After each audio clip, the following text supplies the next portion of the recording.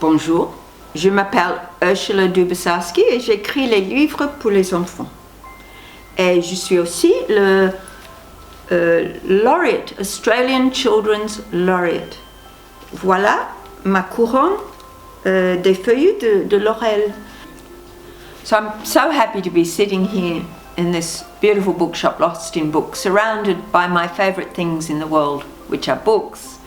And my job as the Laureate is to talk to as many people as possible, especially children, about what wonderful things books are and what special things bookshops and libraries are, where you can find all the books you could ever want in your life. And I particularly love this page in the book where we've got a beautiful picture of the library, our National Library in the middle, and these words that says, so many stories, so many languages, so many words and ways.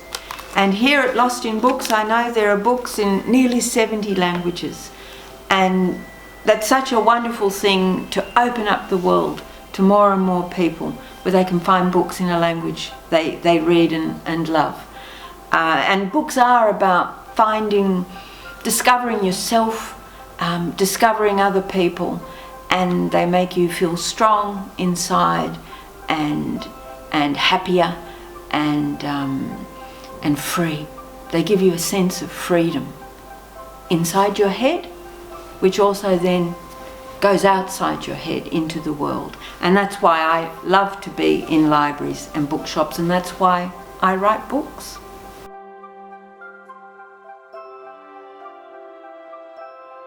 Now this book is about a special library in Canberra, which is the National Library of Australia. And that's why I was asked to write this story to celebrate 50 years of the National Library. And so I'm the author, that's my name there, and the illustrator, the person who did the pictures, is Ron Brooks, and that's his name there. But there are a lot of other people involved when you make a book, not just the writer and the illustrator. There's also the people that publish the book, that turn it into something that you can pick up and read like we are now. If you open this book, look at all those books.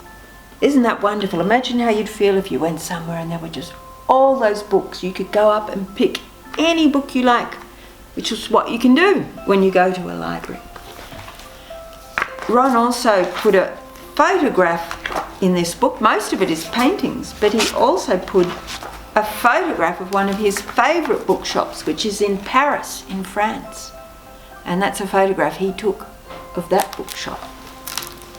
And I might tell you one other thing that's very special about this book, because most of the book is written in English, which is the language I grew up speaking and writing, and is also the language Ron grew up speaking and writing. But right at the very end of the book, when we finally find out what is this very special little golden book, you can see here, this is another photograph. He didn't paint this, he actually made this little book. Ron made it he found a piece of metal in the bottom of a river, and he pulled it out and he took it home and he hit it with a hammer to make it into a special shape, and then he wrote these two words. You might know what language that is. It's not English letters, that's in Greek. And the top word says agape, which means love.